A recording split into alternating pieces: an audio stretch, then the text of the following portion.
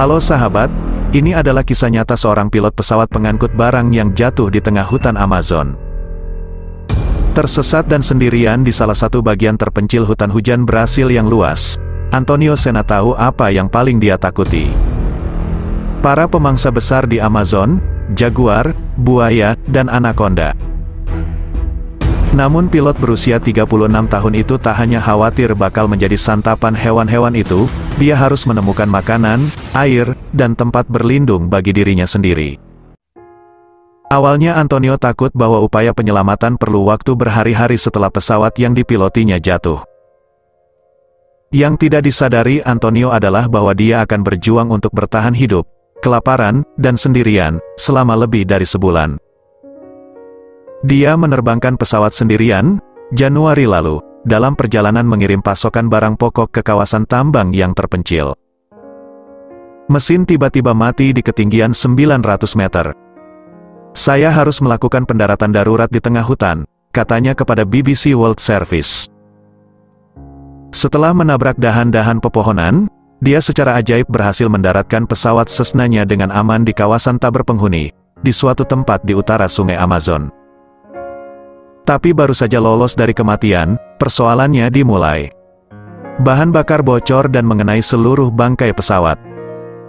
Saya harus meninggalkan pesawat, karena saya tahu saya berada dalam situasi yang sangat berbahaya, katanya. Antonio memutuskan tetap tinggal di sekitar pesawat, sambil berharap pesan terakhirnya telah didengar dan bantuan sedang dalam perjalanan. Saya mengambil apapun yang saya bisa dan dapat membantu saya menghabiskan beberapa hari di hutan. Saat itu saya membayangkan saya harus berada di sana 5 hingga 8 hari, di hutan hujan, yang merupakan waktu yang biasa bagi tim SAR. Tapi seminggu berlalu dan bantuan tidak kunjung tiba. Antonio memutuskan jika dia ingin melihat kembali orang-orang yang dicintainya, dia harus meninggalkan lokasi kecelakaan dan mencoba berjalan ke tempat yang aman. Saya menyadari bahwa mereka belum menemukan saya dan bahwa saya perlu mencari cara untuk meninggalkan tempat itu dan menemukan keluarga saya lagi. Berangkat di pagi hari, dia menggunakan cahaya fajar pertama untuk membimbingnya dalam deraan putus asa untuk menemukan daerah terdekat yang ada penduduknya. Saya memutuskan untuk berjalan ke timur, menuju matahari, dan saya berjalan setiap pagi sekitar 2 hingga 4 jam. Saya juga harus membuat rencana ketika malam tiba, membangun tempat berlindung dan menyiapkan api. Meskipun Amazon adalah tempat yang berbahaya bagi siapapun yang tiba-tiba sendirian. Tanpa transportasi, atau komunikasi apapun, Antonio telah mempelajari beberapa keterampilan yang akan memberinya kesempatan bertahan hidup. Saya menyelesaikan kursus pelatihan bertahan hidup di hutan karena latar belakang pilot saya. Juga, saya lahir dan tinggal di Amazon. Dia pun telah meluangkan waktu untuk belajar dari orang-orang yang tinggal di wilayah terpencil di hutan hujan, informasi yang saat ini mungkin berarti perbedaan antara hidup dan mati. Setiap kali saya memiliki kesempatan, saya suka berbicara dengan orang-orang yang tinggal di sana. Anda dapat belajar banyak hal dari mereka. Menemukan makanan. Hal pertama yang dibutuhkan Antonio yang membantunya agar terampil bertahan hidup adalah makanan. Dia bertumpu pada bantuan satwa liar setempat. Ada buah yang belum pernah saya lihat seumur hidup saya, tetapi saya mengamati bahwa dulu kawanan monyet memakannya, katanya. Jadi saya pikir jika monyet bisa memakannya, saya bisa mengkonsumsinya juga. Dia juga menemukan buah kakao beberapa kali, tetapi dia perlu menemukan lebih dari sekedar buah. Dan jawabannya, telur-telur nandu, yang disediakan oleh burung yang sering dijumpai di tengah hutan, jelasnya. Burung yang tidak bisa terbang itu menyediakan telur biru berukuran besar, yang kadang-kadang berhasil dia temukan.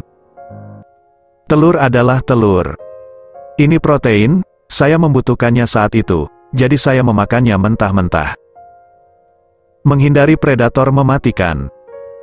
Tetapi meskipun dia menemukan cukup makanan untuk membuat dirinya hampir bertahan hidup dalam perjalanannya, dia juga perlu menghindari menjadi santapan makan siang bagi beberapa habitat terbesar Amazon.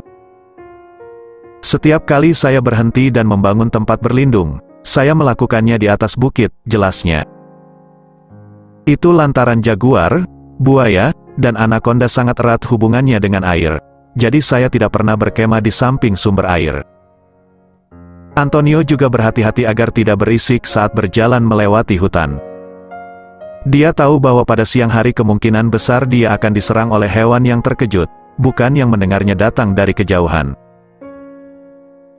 Selalu berharap. Meskipun keterampilan bertahan hidup Antonio sudah berjalan baik, dia banyak kehilangan berat badan. Berminggu-minggu telah berlalu sejak dia meninggalkan rongsokan pesawatnya. Tapi, setelah 36 hari, dia akhirnya menemukan sekelompok kecil orang.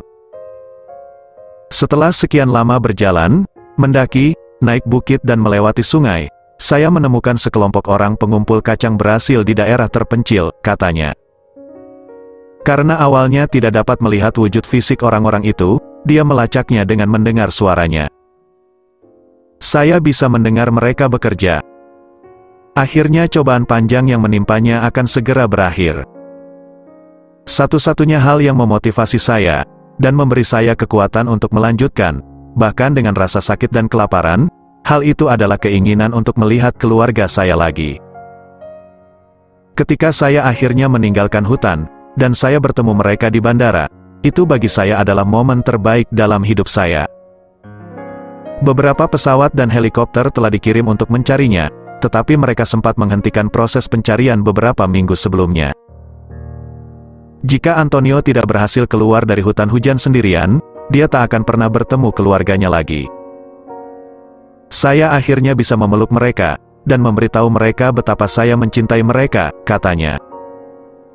Saya melakukan semua itu hanya untuk mereka, hanya memikirkan mereka setiap saat, setiap saat. Perlu ingat sahabat, semua ketentuan itu juga atas kehendak Allah, yang masih memberikan Antonio keselamatan dan bertahan hidup di hutan Amazon. Terima kasih, semoga bermanfaat. Jangan lupa selalu berdoa sebelum beraktivitas, agar selalu dalam lindungan Allah.